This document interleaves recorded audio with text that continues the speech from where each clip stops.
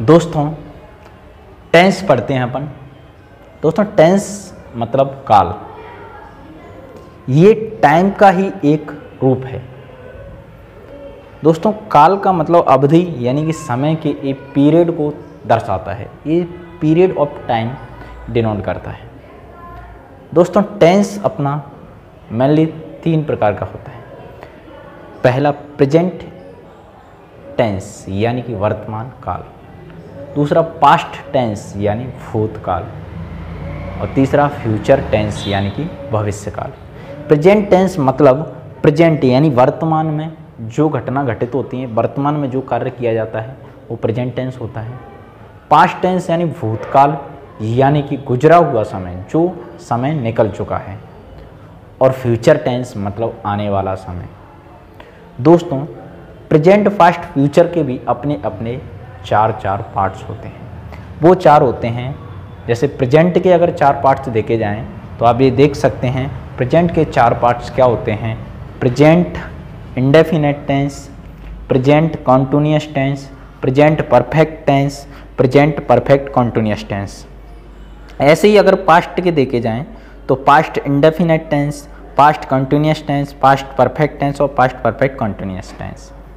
ऐसे ही अगर फ्यूचर के देखे जाएं तो future indefinite tense, future continuous tense, future perfect tense और फ्यूचर परफेक्ट कॉन्टिन्यूअस टेंस। इतना दोस्तों आपको क्लियर समझ में आ गया होगा। ये टेंस 3 प्रकार के होते हैं। टेंस, तीनों प्रकार के टेंसों के अपने अपने 4 अलग अलग indefinite, continuous, perfect, perfect continuous ये पार्ट्स होते हैं। दोस्तों आगे अपन देखेंगे कि इन तीनों प्रकार के टेंसों के 4 प्रकार के पार्ट्सों में क्या क्या हेल्पिंग वर्ब लगेंगी और इनकी क्या क्या पहचान होंगी। दोस्तों पहचान के हिसाब से इनकी हेल्पिंग वर्ब और वर्ब में परिवर्तन होता जाता है। जैसे कि दोस्तों आप देख रहे हो प्रेजेंट इंडेफिनिट के लिए अलग बॉक्स बना हुआ है, कंटिन्यूअस के लिए अलग बना हुआ है, परफेक्ट के लिए अलग और परफेक्ट कॉन्टिन्यूअस के लिए अलग। ऐसे ही पास्ट में, ऐसे ही फ्यूचर में अलग अलग बॉक्स मैंने एक स्ट्रक्चर यानी कि एक टेबल तैयार करके रख दिया है, ये आपको याद करना है। दोस्तों प्रेजेंट, पास्ट और फ्यूचर तीनों प्रकार के टेंसों के लिए अलग अलग कॉलम दिए हुए हैं। इंडेफिनिट, कॉन्टिन्यूअस, परफेक्ट और परफेक्ट कॉन्टिन्यूअस के लिए अलग अलग रो दी है। तो दोस्तों आप जैसा कि देख पा रहे हैं प्रेजेंट इंडेफिनिट में अगर देखा जाए तो इंडेफिनिट वाली लाइन में प्रेजेंट में ता है, ती है, ते हैं पहचान है। मतलब कि सेंटेंस के पीछे अगर ता है, ती है, ते है लगा हो तो वर्ब की फर्स्ट फॉर्म में एस और एस लगाया जाता है। ऐसे ही प्रेजेंट कंटिन्यूअस में रहा है, रही है, रहे हैं इसकी पहचान होती है। और रहा है, रही है, रहे हैं जब भी दिया हो तब वर्ब में आईएनजी आती है। और दोस्तों आईएनजी जब भी आएगी तो ये अपने साथ एमआर लेती है। ऐसे ही दोस्तों परफेक्ट टेंस, परफेक्ट में क्या होता है, प्रेजेंट परफेक्ट में चुका है, चुकी है, चुके हैं, या है, ए हैं, इस तरह की पहचान दी होती है। तो इसमें हैजैब आएगा और हैजैब हमेशा वर्ब की 3rd फॉर्म लेता है।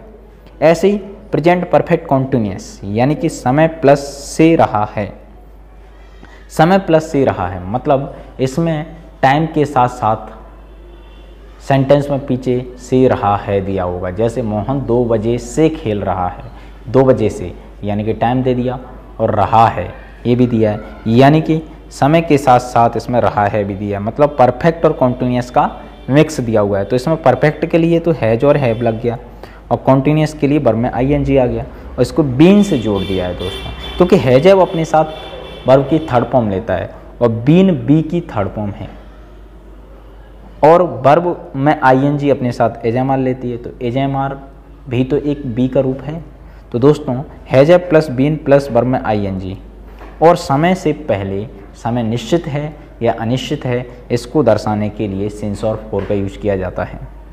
सेंटेंस में अलग अलग तरीके से अपन इनको पढ़ेंगे, पहले आप इस टेबल को थोड़ा सा समझ लो। ऐसे दोस्तों पास्ट इंडेफिनिट में पहचान होती है या, आ, ई, ए, पीछे सेंटेंस खत्म हो रहा होगा तब ऐसी पहचान आ रही होगी। इसमें केवल और केवल वर्ब की 2nd फॉर्म यूज होती है। ऐसे ही पास्ट कंटिन्यूअस में रहा था, रही थी, रहे थे, रहा, रही, रहे जब शब्द आ जाता है तो वर्ब में आईएनजी आती है और आईएनजी ये पास्ट वाला है, था थी थे, इसके लिए वॉज वर्ब लगेगा, तो वॉज वर्ब के साथ वर्ब में आईएनजी आएगी। तीसरा है अपना past perfect tense. Past perfect tense में चुका था या ए थे, इस तरीके की पहचान होगी और इसमें हैड प्लस B3 आएगा।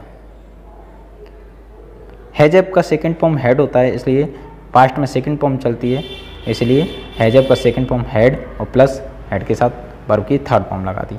ऐसे ही पास्ट परफेक्ट कॉन्टिन्यूअस में समय प्लस से रहा था आएगा। समय प्लस से रहा था, अगर इस तरीके का आए तो हैड बीन प्लस वर्ब में आईएनजी और सिंस फोर आएगा।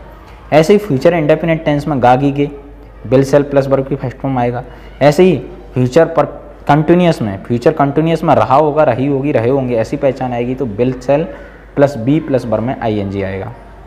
फ्यूचर परफेक्ट टेंस में चुका होगा, चुके होंगे, चुकी होगी, इस तरीके की पहचान होगी, इसमें बिल सेल है प्लस B3 आएगा।